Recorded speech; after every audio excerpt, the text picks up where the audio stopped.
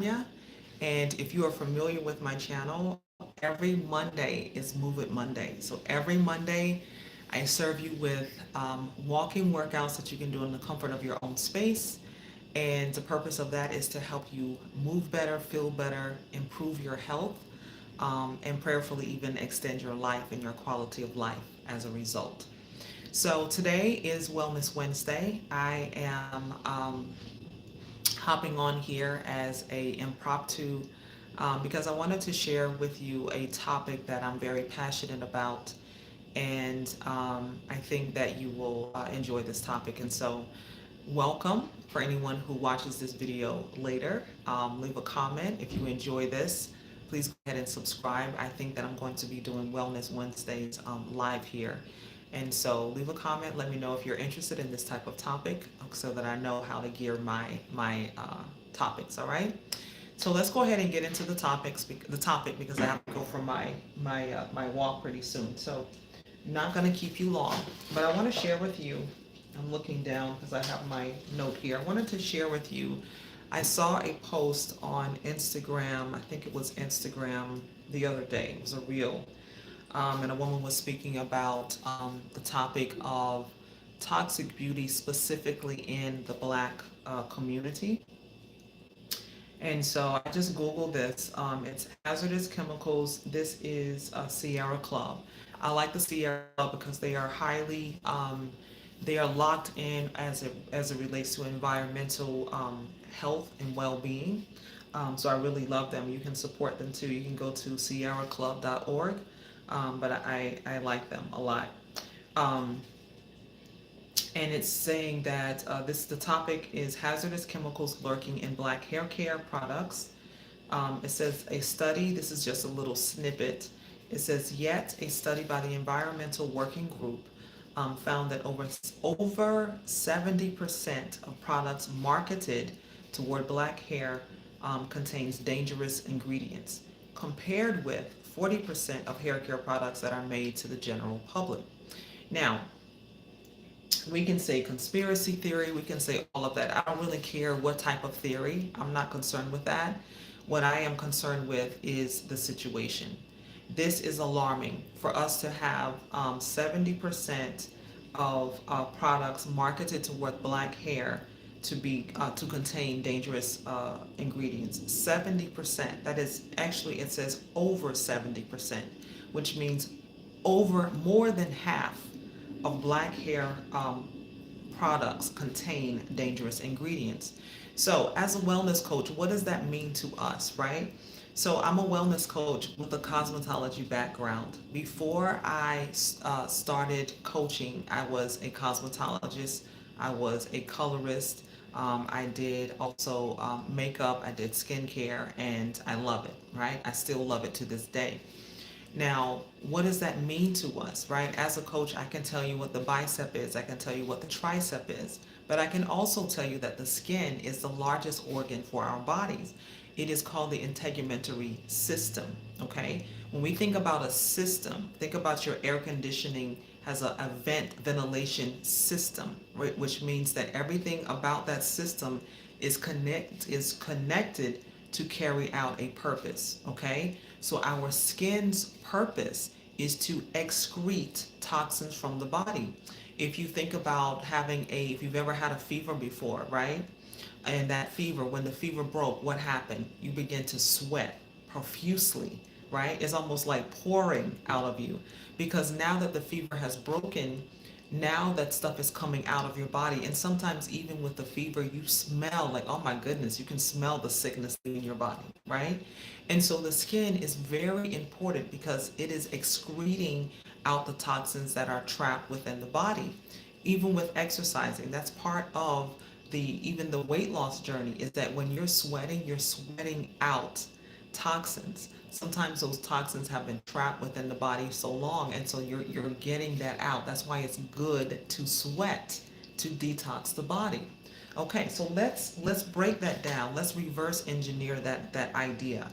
So if we're not excreting from sweat and we put on these products that have toxic ingredients, when we reverse engineer that idea, That means now that we are putting on our pores, that the pores now are pulling in. If you can imagine this as a layer of skin, it's pulling in to the skin those toxic ingredients. And so when they find through research that those ingredients are still settled in tissues or muscles or organs, it's been doing that for a while, right, with constant use.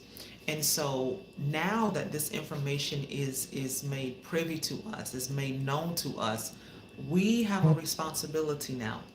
So what is our responsibility? What are we to do, right? Because we want to look good, we want to smell good, we want to take care of ourselves. But what do we do? Well, whenever we knew, if you're trying to be healthy, what do? You have to read the labels again. You have to really look at what you're eating, what you're ingesting, what you're putting in your body. Well, in the same way, we have to now become educated on the ingredients that we're putting on our body. There are apps out there, and if you are here and you have an app, please leave it in the comments so that we can download some of those apps. But there are apps out there that can help us to reduce the research time, right? Um, there's not one that pops off right now, but there are apps out there that can let us know, okay, this is a good product to use, this is not a good product to use. But I wanna just paint this for you, okay? If 70%, if over 70% of black hair products are marketed toward black women, women of color, um, let's think about the hair care. Let's think about the cosmetics. Let's think about the skincare. So we're using some of the soaps that are caustic, that are highly drying for our skin. Um, we have the soaps, we have the lotions, we have the perfume, we have the deodorant, we have, if you're using a body oil or a lotion, right? We may use the powder. What else do we use? Maybe the cream, right? That's just for the body. Let's think about the scalp. Let's think about the gels. Let's think about if you're using any type of glue or adhesive to get the lace front in place, right? Or let's think about the lash glue. Let's think about the different types of makeup that we use. So I'm not saying not to use these things, but I'm saying that if we um, don't become an advocate for our health, we will be misled on a path that is not necessarily desiring for us. And so we have to become better advocates for our health, even in the area of our cosmetics and our beauty. So I wanted to show you some of the things that I use on a daily basis. This is why I created my natural beauty line. Okay, so I'm going to show you some of the things that I use, that I create. All of these things I create. Most of them are already on sale on my shop. Some of them are not. This is my deodorant slash body spray. Okay, now it's a liquid spray, as you can see, but I'm working out, I'm sweating, I'm taking my dog for a walk, I'm doing all those things, and this deodorant lasts. Okay, so it works. Now I also have a rose toner that I use, and that what it does, it helps to brighten the skin. It's not a skin lightener, but it clears up the skin. Okay, I have my vitamin C toner, and my vitamin C toner is for like the dark spots that I have on my skin. It helps to even out those dark spots. I have my lip tint. This one is almost done. But I have my lip tint, and I'll show you what that looks like. I just applied it a little bit earlier, but I'll show you again um, with just a fresh application. So I use this just to add a little bit of color to the lips, and you can see the color. Now, what I love about this is not only does it give me color, but it also gives me conditioning. So my lips don't feel dry, they're not dry. It has shea butter in it. It's made with real organic, fair trade shea butter. I use quality ingredients to produce every one of my products. because I know that what you put on your body is just as important as what you put in your body. I know that. And so I serve you with conscious beauty. What is conscious beauty? Conscious beauty for me is beauty that is made handcrafted. It's made in small batches. It is not mass produced, which means I'm not putting preservatives in it, loads of preservatives to let it sit on a shelf until it gets to you. I make them in small batches, and I don't make another batch until that batch is sold. Okay, so I'm being responsible with not just my inventory, but I'm also being responsible with our environment. Okay, so you will find that many of them are made in glass amber bottles to preserve the quality of the product. By the way, if you are using oils for your hair, for your scalp, for your body, and it is not in a darker glass, that sun can be degrading the potency of your product, if it is potent at all. So there is a purpose behind even the bottling. Okay? Now, that is what conscious beauty is. It means that it has an intent behind it. I don't want to just cleanse your skin if we're not also nourishing the skin. Many times, oh, I use a skin cleanser, right? And it's going to strip my skin. And then I have to put a moisturizer on top. Well, when I'm using my oil cleanser, right? I'm cleansing the skin because oil removes the oil. Oil attracts, I think about a magnet. It is attracting that dirt and oil on the skin. And as it is cleansing it, it is also hydrating and moisturizing it as well. I use that in addition with my toner. And I'm not wearing any makeup other than a little bit of lip pencil for my eye, my lash, my brow, and my lip tint. That's all I'm wearing. So when I do want to wear makeup, and which I do sometimes, my skin looks great because the conditioning, the condition of my skin is healthy. And so I just wanted to hop on in here to encourage you to, lastly, I wanted to give you one more tip. So as we're talking about this, I'd like to leave you with, well, then what do we do, right? What do we do with that? I also wanted to show this to you as well, the candle, okay? This candle smells so good. Oh, it's like vanilla. So I make soy candles as well because this is not a lead wick. Many times you will find in the stores lead wicks. This is a cotton wick. And this is soy wax, 100% soy wax. When we purchase candles from the store, and that candle has paraffin in it, right? What that paraffin is, imagine making fried fish, okay?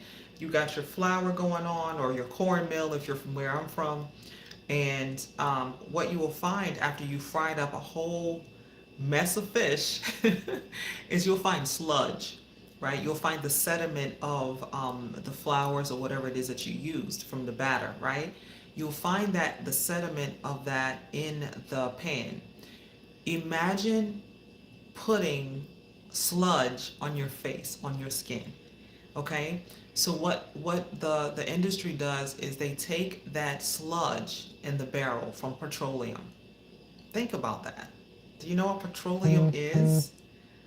Okay, so with that, taking that, cleaning it up, and then adding a fragrance to it and producing a candle.